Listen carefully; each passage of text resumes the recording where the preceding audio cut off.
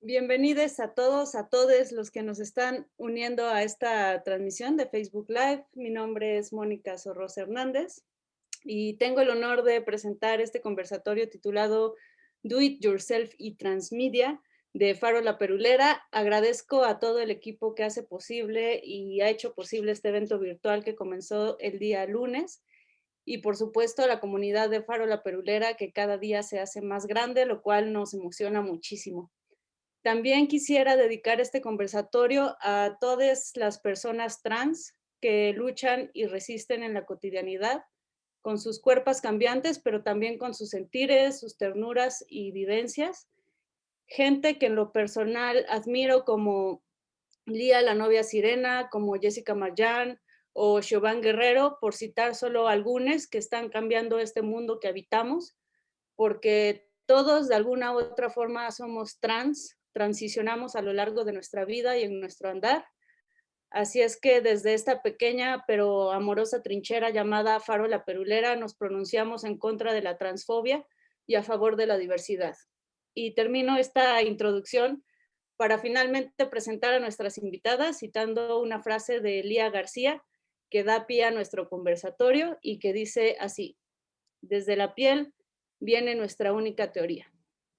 Ahora sí, bienvenidas nuestras invitadas. Es un honor que estén con nosotros en este conversatorio virtual. Está Cecilia Sánchez, Malitzin Cortés y Magenta. Y más que yo presentarles, quisiera que ustedes mismas dieran vida a esos cuerpos que miramos a través de esta pantalla y que nos cuenten un poco de ustedes, si quieren pues presentarse, pero también que nos digan alguna persona que les ha inspirado para hacer lo que hacen, para su quehacer como mujeres, pero también su quehacer artístico. Entonces, adelante, Magenta. Ajá. Bueno, hola a todos. Yo soy Magenta. Puedo empezar por quién me ha inspirado. Em, Creo que aquí hay una persona con la cual he tenido como mucha convivencia y que yo creo que es una de las que me ha inspirado para hacer, por ejemplo, mi trabajo de wearables en algunos talleres que yo tomé con ella, Cecilia. Y bueno, en esos talleres se revisaron como varios artistas que están en este ámbito y pues de ahí empecé a hacer cosas con electrónica, programación y por ejemplo puedo decir que el trabajo de María Castellanos me parece muy interesante, me gusta, es muy inspirador porque combina como todo este mundo biológico con electrónica y robótica. Me gusta mucho un artista del performance que se llama Marco Donnarumma también, en cuestión de arte sonoro y eso, que también son cosas a las que he dedicado algún tiempo. Y aparte él, como visualmente también me gusta mucho que tenga tatuajes, que sea muy delgado, alto, que haga como contorsiones en el escenario. Eso me gusta mucho, ¿no? ¿Y qué otro artista? Stellar, Stellar creo que sí es. Sí. Bueno, él me gusta mucho toda su parte robótica. Me gusta cómo se ríe, sobre todo. ¿Qué otro artista? Bueno, ahorita son los que tengo en mente, pero bueno, básicamente eso. Bueno, de arte sonoro, que quizá no esté como en la línea, en el límite entre arte sonoro y otra cosa, que es el ruidismo. Yo en realidad el ruido no lo considero como como música, pero bueno, muchos dicen que es música, yo digo que no. Pero sí, de ahí tengo muchos amigos que me han inspirado, sobre todo amigos que ahora se han hecho mis amigos, Ruido Horrible, de Ruido Horrible el label, Sergio, de Heraldos Negros. Me gusta mucho su trabajo, me gusta mucho el trabajo de Rodrigo Ambrís Mondragón, me gusta mucho lo que hace Jimena Martínez Robles, o sea, todo el poder que tienen como en su hacer ruido, sí, como me inspira, me gusta mucho. Sí, creo, sí, hay muchos, pero en realidad son los que me vienen a la mente ahorita. Uh-huh. Súper. Cecilia Sánchez. Ya. Hola, hola, hola a todas, todos. Gracias por la invitación y bueno, un honor que Magenta diga que yo soy una de esas personas y también al escuchar que las referencias muchas son muy cercanas, muy locales, ¿no? Bueno, yo no sé, me muevo más en cuanto a toda esta parte de lo que hacemos.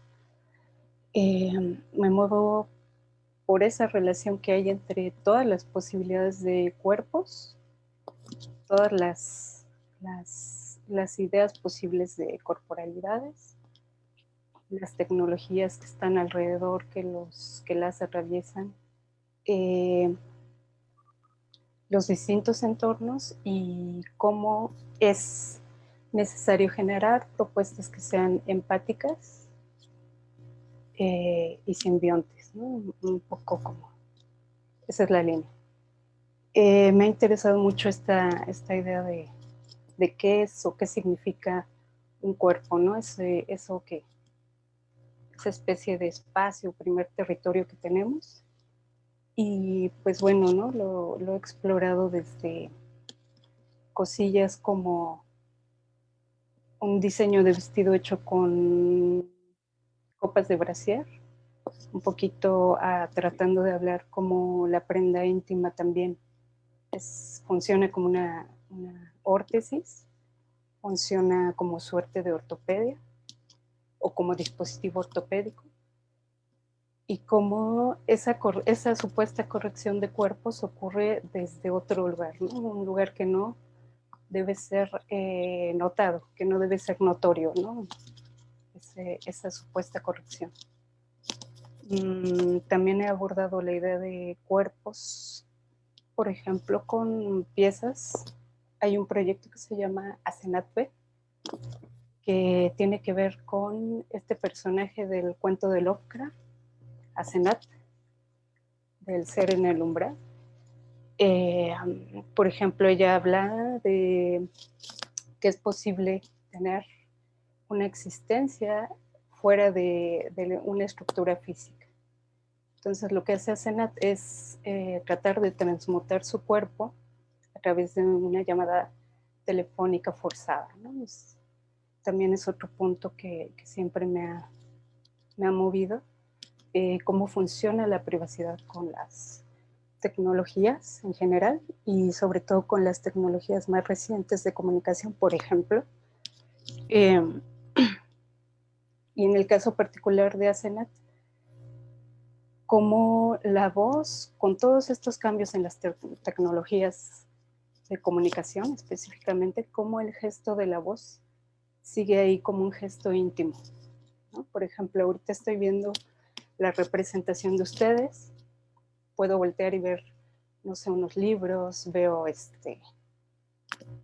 un frasco, veo una cámara, pero no hay este encuentro orgánico que curiosamente sí ocurre cuando hablas, por ejemplo, por teléfono, ¿no? Hay otro gesto de intimidad distinto.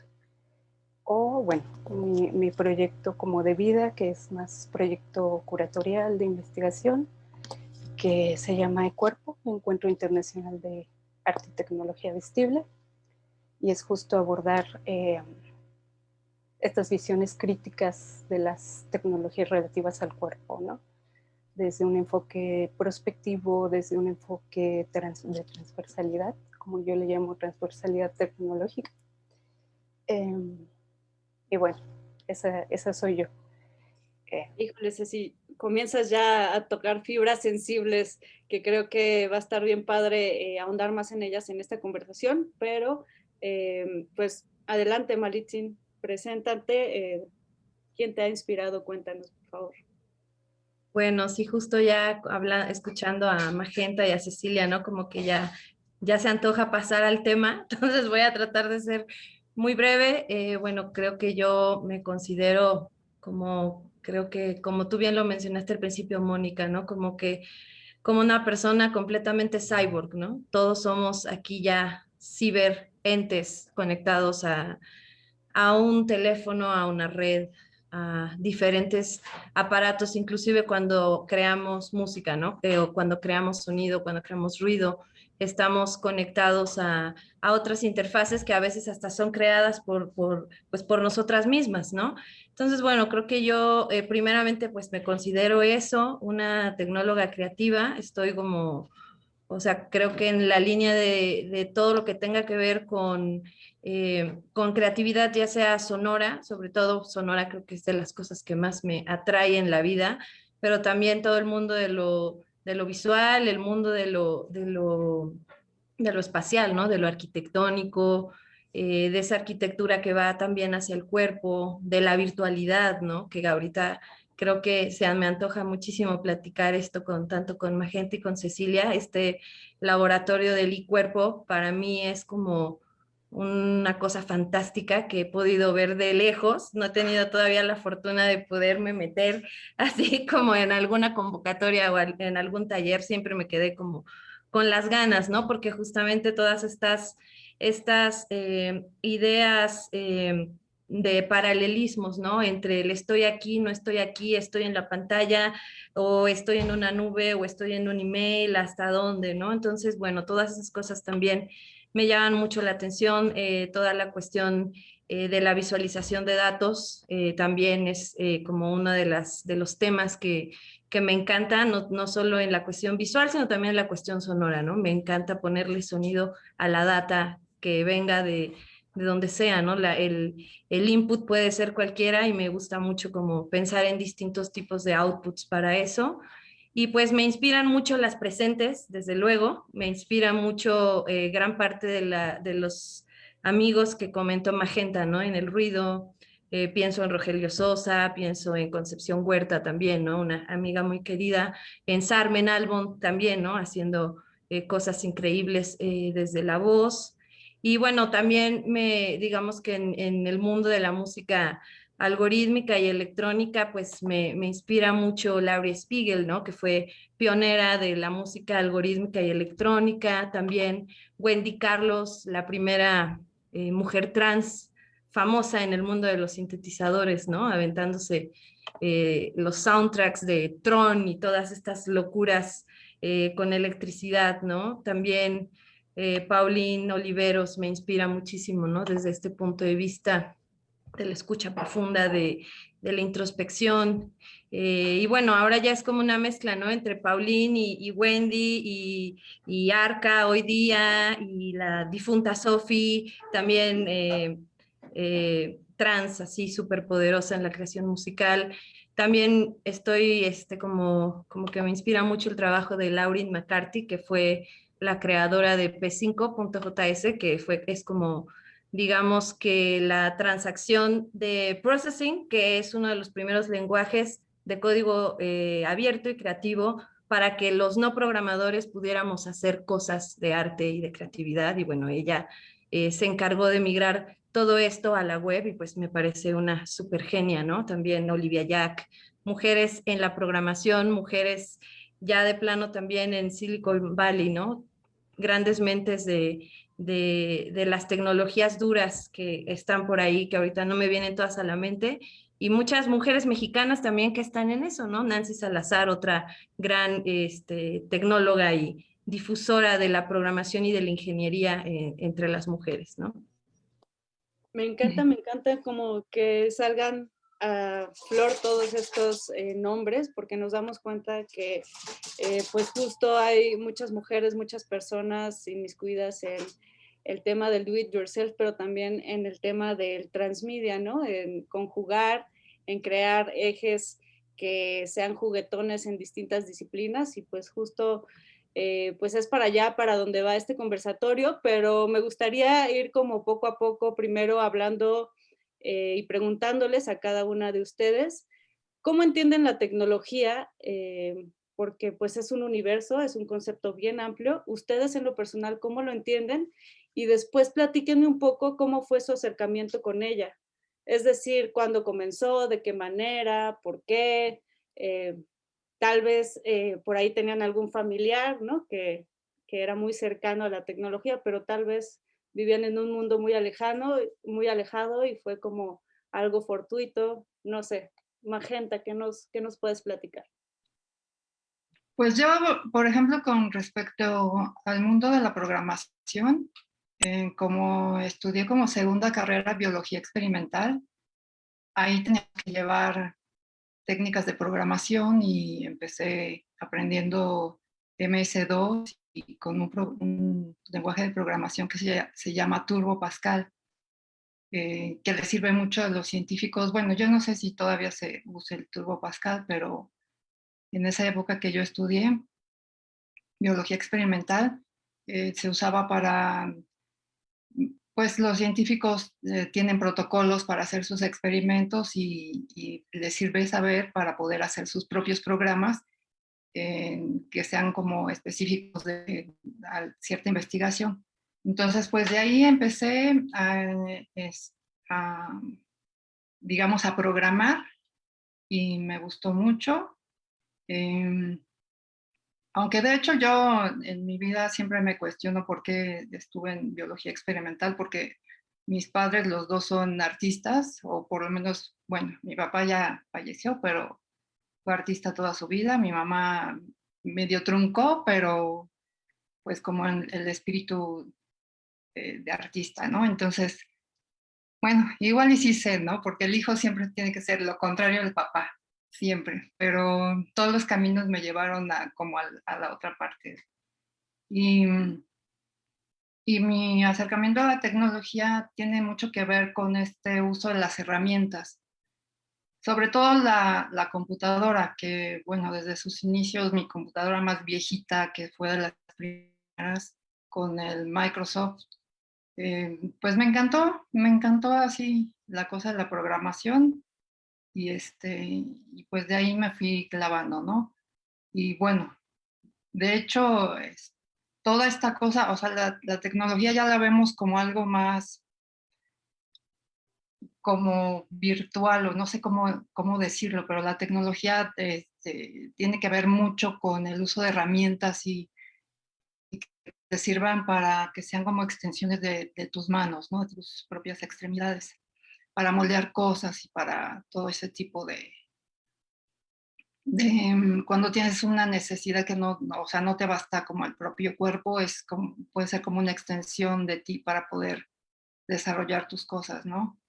Y bueno, en ese sentido, la robótica eh, es la manera en la que creo que yo tengo ese acercamiento también con la tecnología. Muchas gracias. Cecilia, ¿tú cómo entiendes la tecnología y cómo fue tu acercamiento con ella?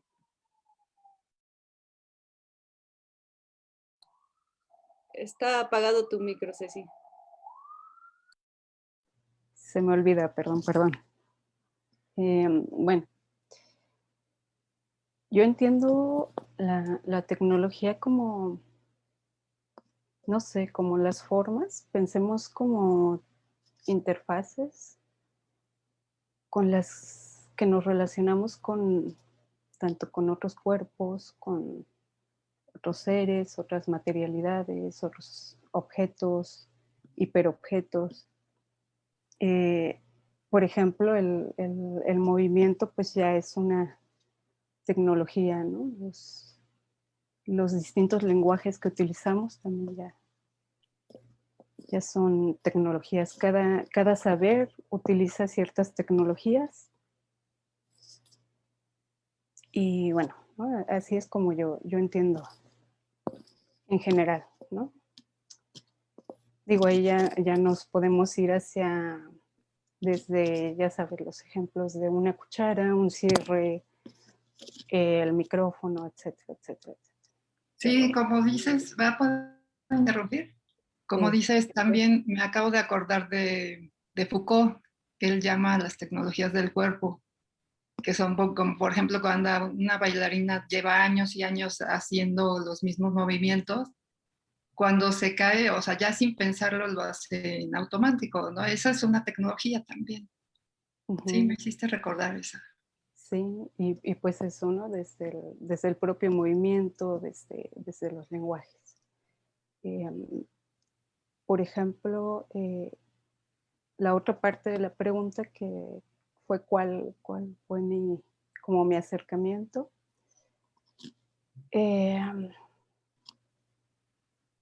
Bueno, más bien desde ahí yo creo que fueron muchas cosas, ¿no? Primero, mi camino iba mi camino formal iba hacia el arte. Y mientras iba hacia ese camino, comencé a ver ciertas prácticas, ciertos proyectos. Ciertamente una pequeña o una gran influencia en ese momento fue, por ejemplo, cosas como el colectivo de el Critical Art Ensemble, cuestiones que ellos abordaban como esta desobediencia civil electrónica y cómo podías utilizar estos medios tecnológicos para crear, ¿no? Entonces comenzó a como moverme esa idea de que el arte desde donde se crea. Comencé a tener esta idea del arte como una actividad transdisciplinar y me llevó a tener muchísimas dudas, ¿no? Respecto a mí en la Academia de Arte, respecto a lo que implica hacer arte, desde dónde se hace, hacia dónde, el mercado del arte, etc. Y bueno, a la par como de este colectivo que me gustó mucho lo que hacen, pues comienzo a ver o comienzo a escuchar cuestiones de movimiento, como el movimiento del software libre. Me entero de proyectos que están surgiendo como Arduino o proyectos como Wiring. Y eso pues yo en inicio no pensaba ir hacia las ingenierías, pero esta idea de generar arte a partir de la transdisciplina me llevó allá. Eso y otras cuestiones más, la huelga de la UNAM, fueron como muchas cosas ahí. En mi caso nunca me vi así como estudiante de ingeniería, no. Como yo lo veo, más bien terminé, o yo lo quiero ver como que terminé esa formación de arte desde la ingeniería, justo para generar estas conexiones, estos rizomas, todos estos cruces, ¿no? Y también compartirlos, ¿no? Ese también es un poco la idea, ¿no? El ver la actividad del arte como una actividad integral, transversal y que es posible, ¿no? Que haya un compartir conocimiento de manera horizontal, ¿no? Gracias, Ceci. En tu caso, Malitzin. Pues creo que a mí me pasó que la tecnología la vi como que creo que mi primer acercamiento que recuerdo es desde la literatura, ¿no? O sea, como esta onda de la ciencia ficción. Yo leía mucho, bueno, mi papá me leía Julio Verne, después yo leía mucho a Isaac Asimov, ¿no? O leía cosas que tenían que ver con esto, con los robots, con el futurismo. Entonces, como que ese fue mi primer acercamiento como consciente de pensar en la tecnología, ¿no? Como que está allá lejos. Después, pues mi abuelito fue siempre como, bueno, él era electrónico, decía que él era.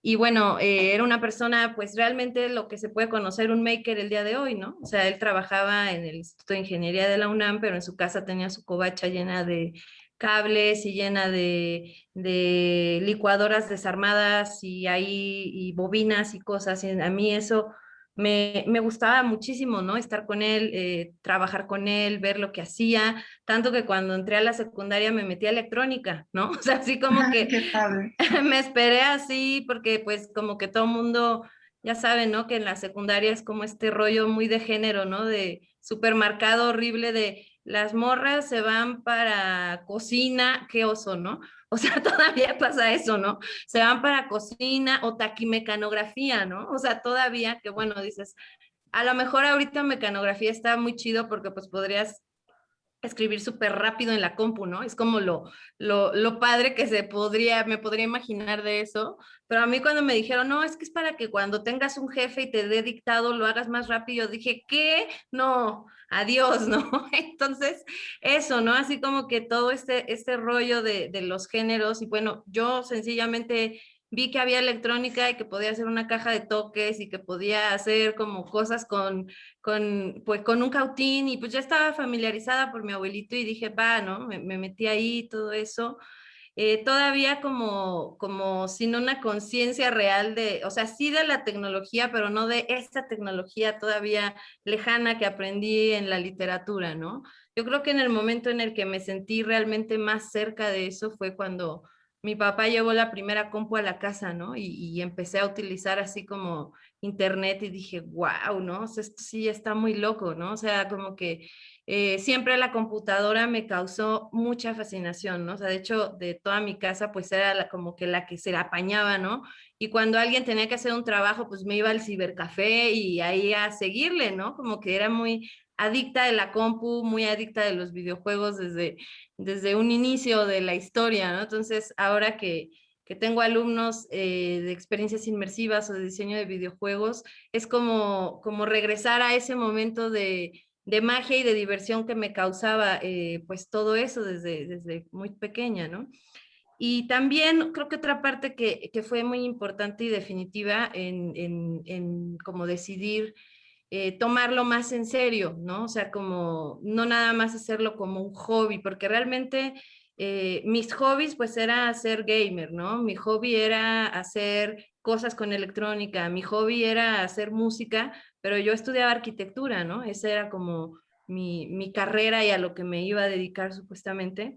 Pero cuando empecé a aprender software, justamente, ¿no? Software como AutoCAD o cosas para hacer 3D, después cuando conocí Processing y bueno, cuando después en el Centro Multimedia conocí toda la comunidad de Live Coding, ¿no? Con Super Collider y Fluxus y todo eso, me súper fasciné, ¿no? Fue así como, esto es por lo que me he preparado toda la vida, ¿no? Así, tenía que encontrar a estos humanoides y tratar de hacer cosas pues desde esas aproximaciones, ¿no? Entonces, igual, ¿no? Como que ver gente haciendo cositas con Arduino, o sea, es una cosa que a lo mejor ya se lo aprendí a mi abuelito desde hace mucho tiempo y pues ahora tener la oportunidad de poder dedicarme de lleno a eso y poder, sobre todo, compartir ese conocimiento con otras personas, pues es lo que más me apasiona, ¿no? Porque además de ser una cosa que pues puede ser muy técnica,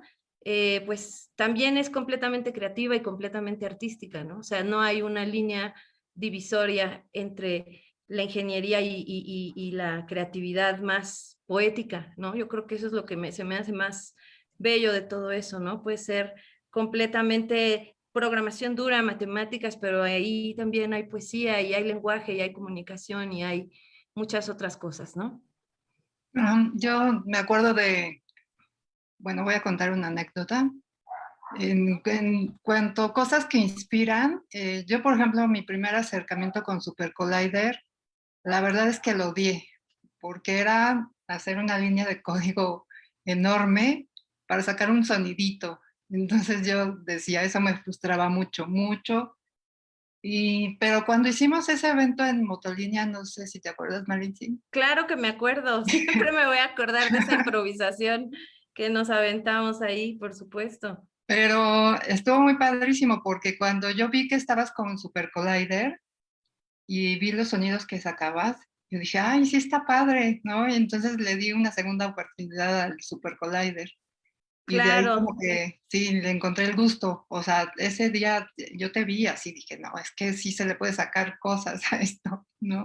Definitivamente, y de hecho yo me acuerdo que después ya veía como cosas que presentabas más complejas, ¿no? Yo decía, órale, Magenta sí se clavó con Super Collider, ¿no? Que te veía produciendo unas cosas muy interesantes con sonido, porque pues sí, ¿no? O sea, si tú vienes de una cultura de la escucha y del ruido, o sea, de la música y de la no música, Ajá. obviamente le haces muchas preguntas a una cosa que puede parecer como muy novedosa, que dices, bueno, Super Collider, pero cuando ves que no, o sea, que no llega más allá de esa cultura sonora que tú tienes, pues claro, ¿no? Y creo que eso le ha pasado a mucha gente que dice, ¿a poco tanto esfuerzo para hacer esto, no? Sí. La verdad es que sí sucede, ha sucedido Ujú. mucho en el iPoding, tanto que ahora hay herramientas que tratan de ser un poco más, menos agresivas en la curva de aprendizaje para llegar a resultados sonoros, porque pues sí, hay toda una historia de la escucha que nos causa pues siempre como esa pregunta, ¿no? De, ¿valdrá la pena involucrarme más o no? Te entiendo Sí, perfectamente, la exacto, verdad. Sí, sí, exacto. sí. Y también hay algo bien interesante que veo como en estas historias que nos están platicando, que es esta capacidad de asombro, ¿no? Y de esta también capacidad creativa que te lleva a la tecnología de una u otra manera y que tiene que ver mucho con el tema de hazlo tú misma, ¿no? Con el tema Ajá. de intervenir, de customizar, y después nos vamos dando cuenta que también pues es una posición política, ¿no? Porque también tiene que ver con lo que menciona justo Malitzin, ¿no? Compartir, generar espacios horizontales y pues toda una filosofía de apropiarte de tus propios medios, ¿no? Entonces, me gustaría que nos platicaran un poco cómo rompieron la barrera para aplicar pues este concepto de hazlo tú misma a su quehacer artístico, si les fue difícil, si les fue fácil, eh, sobre todo pensando pues que vivimos en un mundo muy horizontal, muy jerárquico, muy machista, ¿no? Entonces, pues cuéntenos su experiencia en ese sentido, Magenta. Pues a mí bueno, muchos le llaman filosofía o movimiento, el de hazlo tú mismo, pero ¿sí sigues ahí, Mónica? ¿O ya no te veo? ¿Sí sigue Mónica? Sí, Ah, ya bueno, volvió. entonces, pues toda esta parte de, ya sea que le llamen filosofía, movimiento, do it yourself, para mí es una postura ética de cómo te relacionas con las cosas. Y mi acercamiento fue mucho porque a mí me gustaba mucho la cultura punk, ¿no? Y entonces me parece súper fascinante. Y desde ahí yo escuché mucho el do it yourself en cuanto a que el movimiento punk crea sus comunidades autogestivas y es súper fascinante ver la manera en que trabajan, por ejemplo, la ropa. Bueno, ahora ya está todo comercializado, pero digamos que en sus inicios ese chispazo de creatividad y de romper como con todos los esquemas establecidos y siendo como también un movimiento de crítica hacia el capitalismo, es decir, movimiento anticapitalista, este, sí ellos proponían esta parte de ser autogestivos en todas sus cosas, ¿no? En sus eventos, en crear como sus propios mecanismos para grabar y cosas así. Básicamente es una cultura musical o antimusical, digamos, ¿no? Pero sí, creo que de ahí fue mi primer acercamiento y en algún momento de la historia parece que se retomó o a lo mejor fue el espíritu de la época y entonces se trasladó a este mundo de Internet y de los hackers que ahí la verdad es que también el movimiento hacker es otra cosa que me fascina, porque, y la manera en que el sistema lo ha volteado, porque nos han hecho creer que los hackers son, digamos, sí, delincuentes, pero en realidad un hacker, si lo entendemos en la manera en que se entendía en aquella época, los 70s, por allá así, pues era un entusiasta de la tecnología, precisamente un entusiasta del código, y entonces lo que le gustaba era eso que ya han mencionado, pues compartir y entre la propia comunidad, pues hacerle mejoras al código y cosas así, ¿no? Entonces el do it yourself se trasladó al internet y de ahí, o sea, de repente yo me topé con cosas, con estos programas como Processing y como Arduino, y entonces me di cuenta que seguían esta filosofía. Entonces para mí realmente no fue nada difícil, porque aparte es software y hardware que lo puedes descargar de la red. Que sea freeware no quiere decir que sea libre, sino más bien, digamos, la postura política ante eso es free, que sea libre para que tengas precisamente esa libertad de compartirlo y de modificarlo. Entonces tiene que ver mucho con el copyleft también, que fue una manera que crearon pues para que, digamos, darle la vuelta al copyright, que eso también me recuerda mucho a los punks, ¿no? Que se ponían las esvásticas, pero le invertían el significado. Entonces, pues no, para mí creo que no ha sido difícil esta cosa de tener una dinámica de hazlo tú mismo.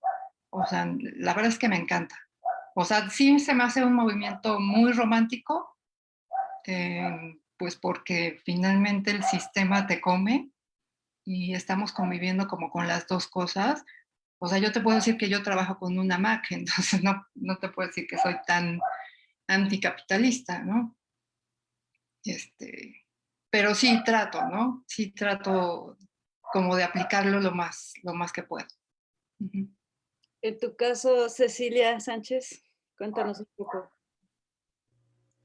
Bueno, también un poquito similar a lo que cuenta Magenta, también en algún momento de la vida, pues sí hubo ahí algunas referencias punk también, un poco de esta música llamada hardcore y así.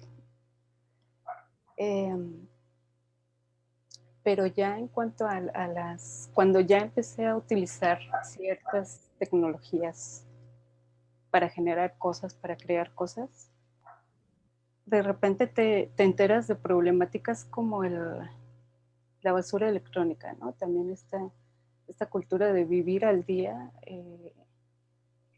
en la tecnología, el último modelo, lo último, ¿no? La última versión.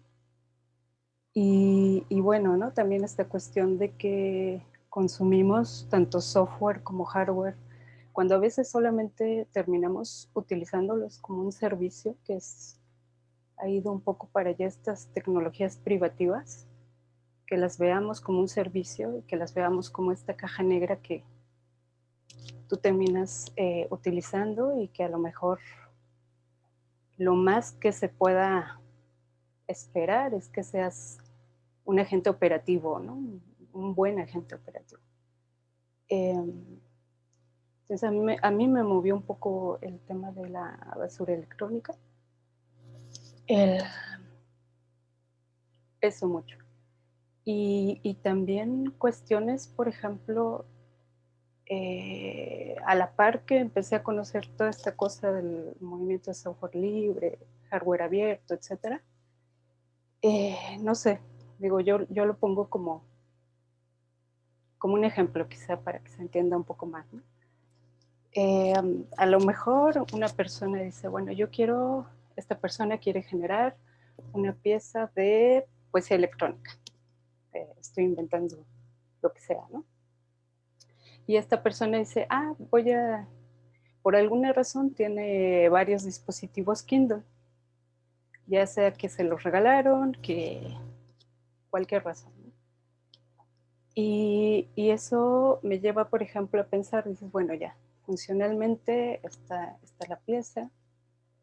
En algún momento, por esos años que justo estaba estudiando la parte de ingeniería, me entero, por ejemplo, de esta historia de Amazon, ¿no? De Kindle, donde me parece que fue 2008, 2009, donde curiosamente se borran de manera remota los libros 1984 y la rebelión en la granja, ¿no? Porque Amazon no tenía los derechos, o bueno, los derechos correspondientes para comercializar las copias.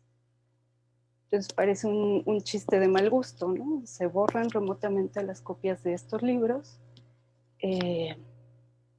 Bezos se disculpa públicamente. Porque un chico, me parece estudiante de bachillerato, él estaba haciendo un proyecto como de tesis o proyecto final, y el tema era el libro de 1984. Entonces este chico pues hace una queja pública, mete una demanda, porque él tenía notas, ¿no? en su dispositivo, que se pueden recuperar las notas, pero en esa demanda lo que, digamos, se argumentaba es que no servía de nada una nota que dijera recordar esta línea. Bezos se disculpa públicamente, me parece que, bueno, eso ya es como la historia, ya sabes, ¿no? Le ofrece como un bono de toma de $30, $50, y bueno, ya. El caso es que el chico sí gana esta demanda, hubo una cantidad mayor de dinero, pero el tema ahí es, y lo que me movió es justo esta intervención o esta posibilidad de intervención remota, ¿no? Y en qué momento yo realmente soy propietaria de esto, y qué tanto de esto lo estoy, de alguna manera, qué tanto se está monetizando con información que se está generando de mí, ¿no? Por el uso. Como yo digo, ¿no? Siempre el tema no es que no vuelva a pasar, sino que hay un referente, ¿no? Y eso lo podemos llevar a tecnologías conectadas, ¿no? El llamado Internet de las cosas, que vayas por la calle y que ya hay estos algoritmos predictivos de gestos de movimiento. Pues imaginemos un escenario donde una cámara de vigilancia cree que mis movimientos son de alguien que va a cometer algún acto violento y hay una acción contra mí, ¿no? Es como muchos aspectos ahí que poner como en la mesa, digamos, en la mesa de trabajo. Eso me movió mucho, y eso me lleva, por ejemplo, aunque yo decida ser usuaria o decida ser desarrolladora o decida sí, creadora, desarrolladora, usuaria final, pues sí me lleva a esa necesidad de conocer por lo menos la arquitectura de lo que estoy utilizando, ¿no? Y a tener esa conciencia, ¿no? Independientemente, yo entiendo, ¿no? También hay cosas que no nos gustan, cosas que sí nos gustan, pero sí es importante generarnos esa conciencia, ¿no? Tener ese panorama de las tecnologías que utilizamos, tanto como para un fin cotidiano, por así decirlo, para un fin estético, ¿no? Que para mí al final, independientemente, un poco como lo que mencionaba Malintzin, siempre, bueno, para mí siempre es una experiencia estética, ¿no? O sea, tú puedes aprender programación y terminar siendo un escritor, escritora. No sé. Claro, Creo que ya divagué. No, claro que no. Al final de cuentas son distintos lenguajes de los cuales pues vamos conociendo a profundidad, ¿no? Creo que tocas puntos muy importantes, Cecilia, ¿no? Como esta cuestión de control y posesión del conocimiento, ¿no? Que está en manos de grandes corporativos y que pues pocas veces nos damos de repente la oportunidad de conocer qué es lo que estamos utilizando, ¿no? Hablando no solamente de dispositivos, sino también de plataformas y pues del mismo Internet, ¿no? El uso bancario de nuestros datos, el uso de privacidad también de un montón de cosas, ¿no? Y cuestiones como que como estas propuestas de reformas de ley donde ni siquiera, donde ya se criminaliza el hecho de abrir un dispositivo, ya sea por aprendizaje, por querer aprender algo, para crear otra tecnología, para intervenirlas, pues no es posible, ¿no? No es lógico.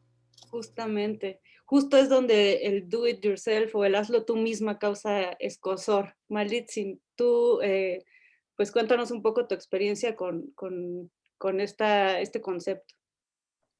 Pues creo que coincido mucho con Magenta, ¿no? En el sentido de que, o sea, o sea, sí hay como muchas, yo podría decir que trabas, sí hay como mucho espionaje, sí hay como mucho control de ciertas cosas, pero también me he dado cuenta de que hay también mucha gente que sí está hackeando todo el tiempo las cosas, ¿no? O sea, realmente yo me sorprendí mucho hace poco de que, bueno, estoy trabajando con dos visores de realidad virtual para proyectos, ¿no? Que unos son de un museo, otros son bueno, uno que yo adquirí gracias a que gané un premio, porque si no lo hubiera ganado hubiera estado más difícil adquirirlo.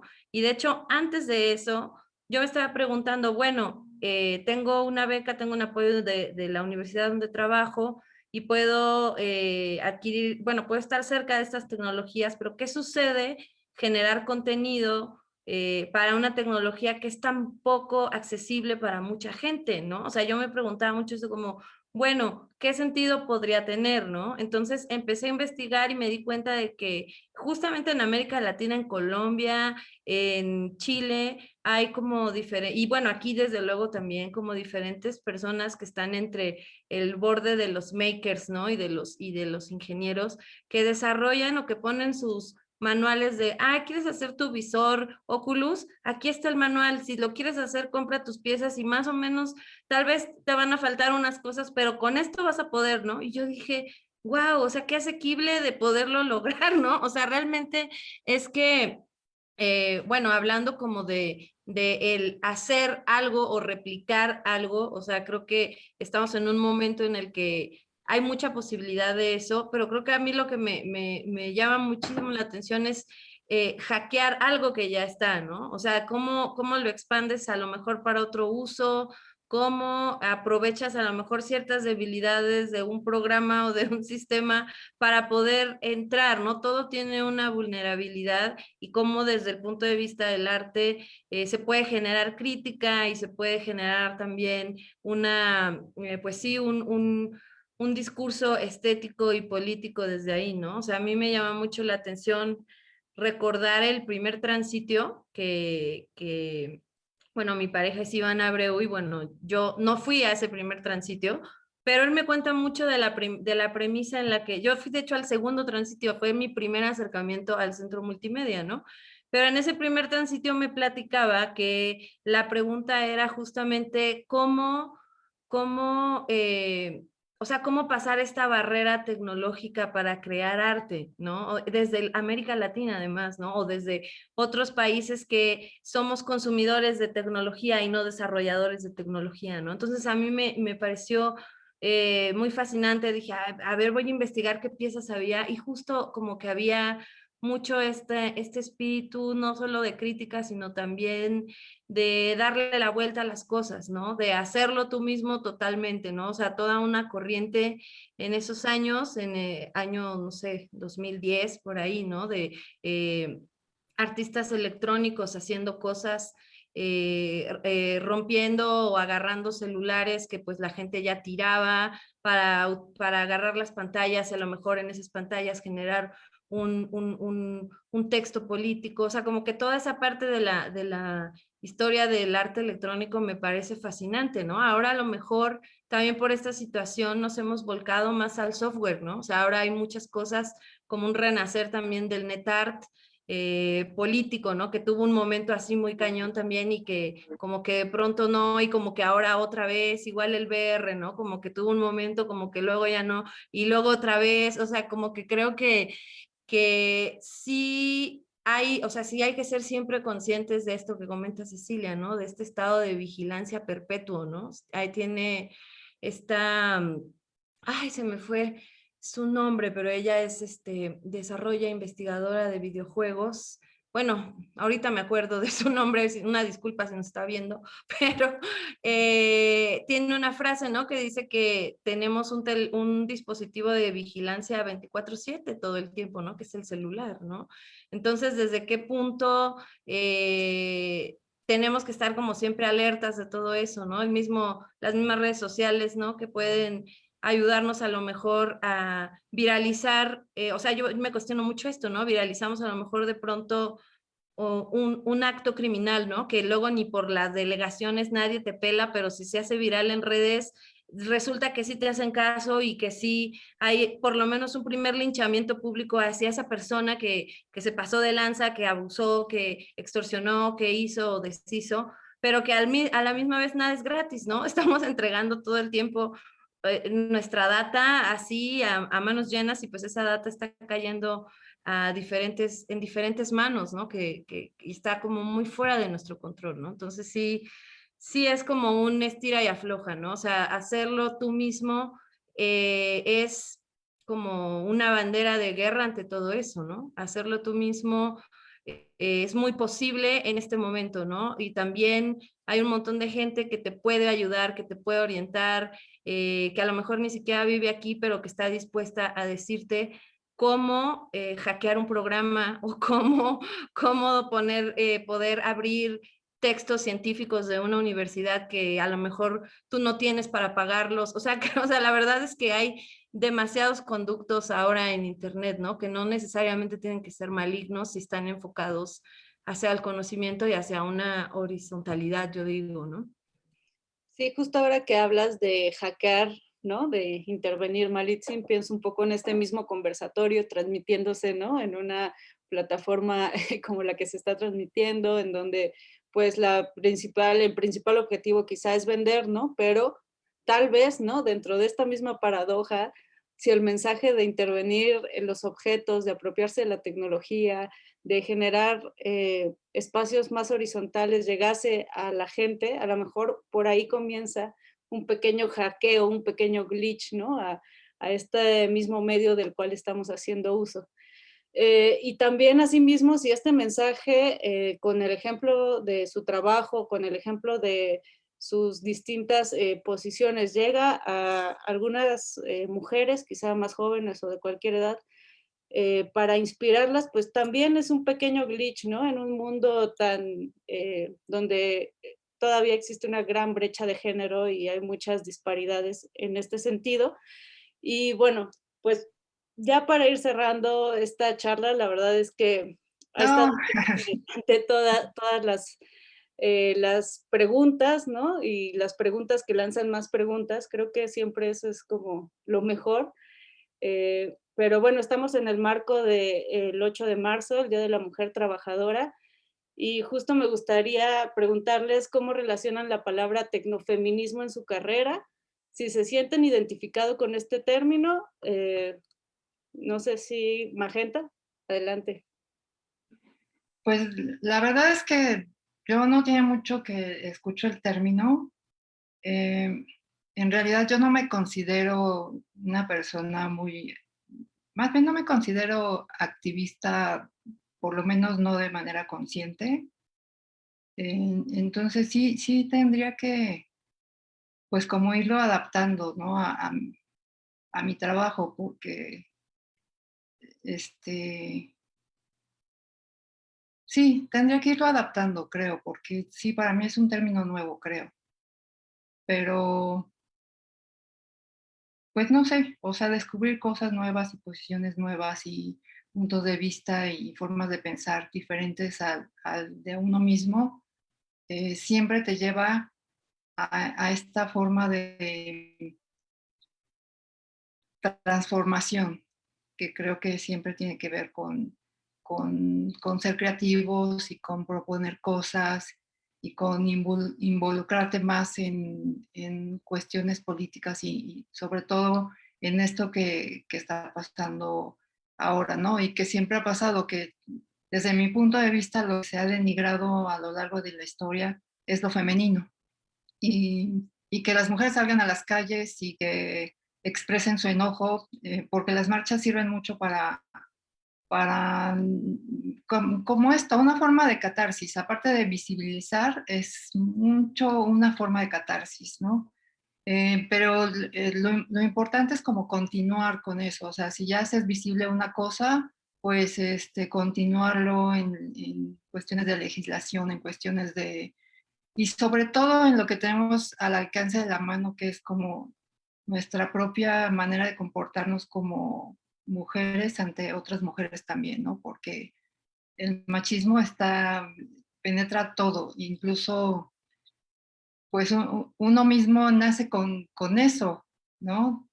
Te educan para ser así, te educan para pensar así, todo lo que ves en la tele, todo lo que ves, o sea, lo interiorizas de alguna manera y de repente te cae el 20 y te das cuenta que estás siendo machista, ¿no? O que estás negando tu parte femenina también, ¿no? A mí me pasó, entonces por eso lo cuento así también. Y bueno, pues hay que irse involucrando, ¿no? Perfecto, y volvemos, me encanta porque volvemos a este prefijo de trans, ¿no? Transformación, transmedia, transicionar.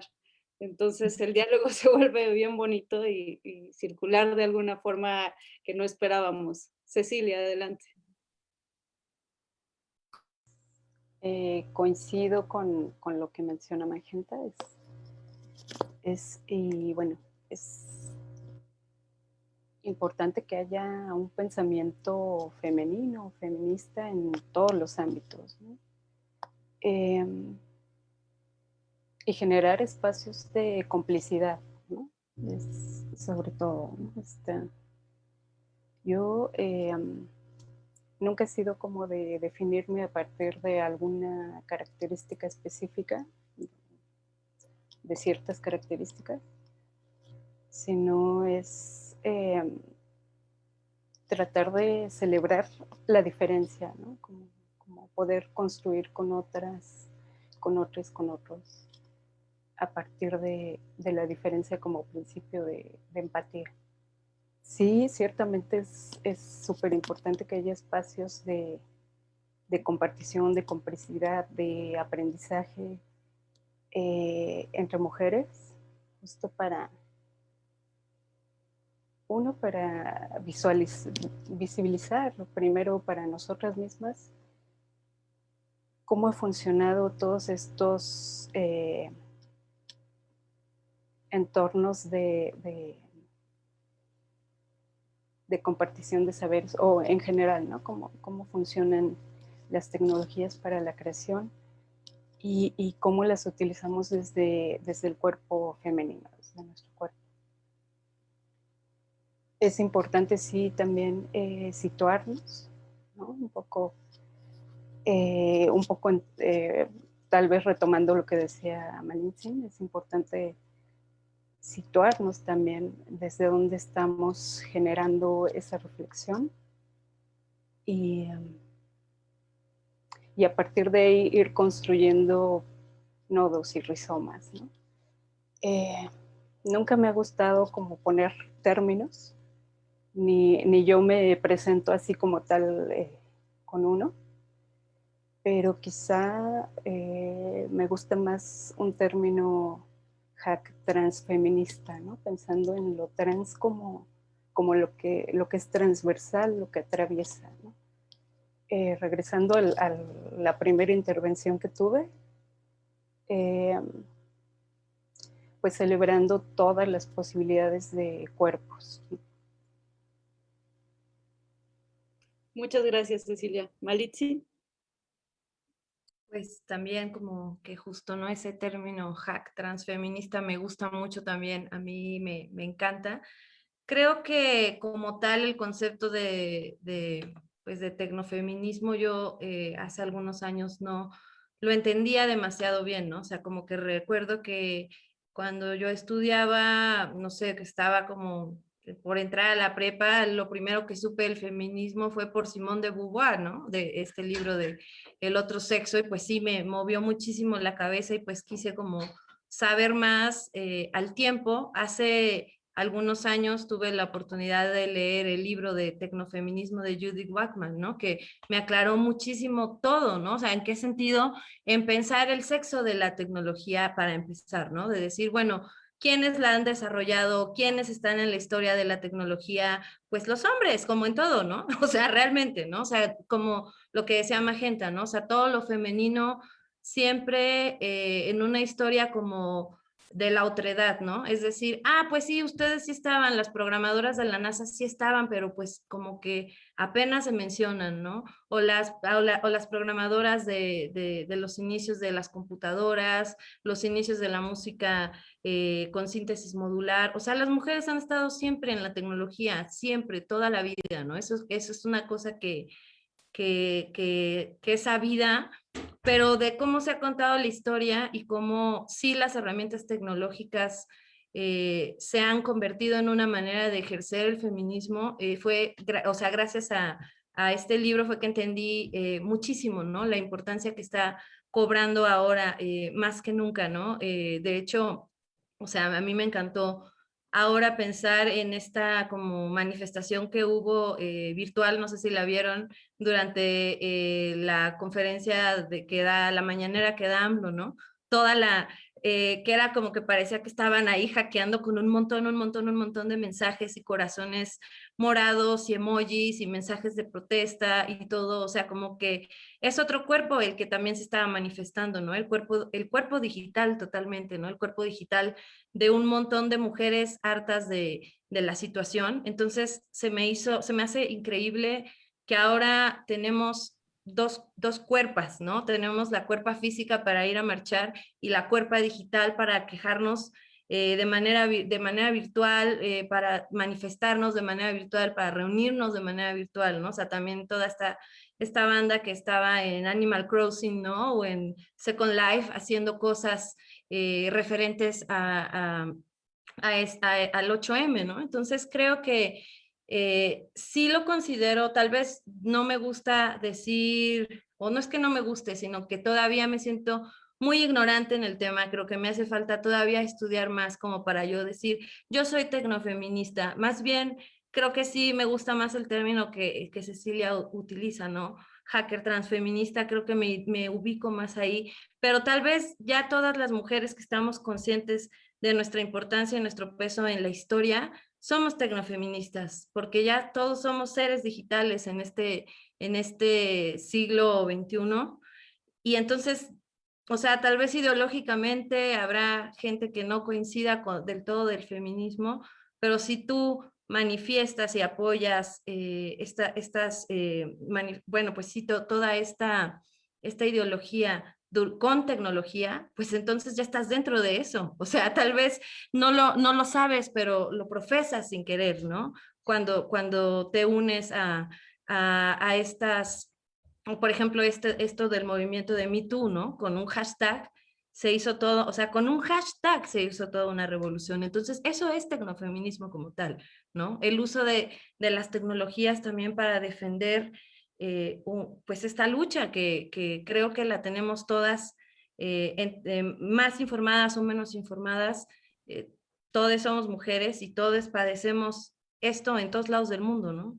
Entonces, como que creo que ahí es donde yo inscribo este concepto en mi vida diaria, que creo que ya no se separa tampoco de mi práctica artística, ¿no? O sea, creo que mi vida diaria es mi práctica artística tal cual, y mi vida diaria es tecnofeminista, y mi práctica artística también lo es, porque todo el tiempo está utilizando la tecnología como medio de creación poética, pero también de crítica, ¿no?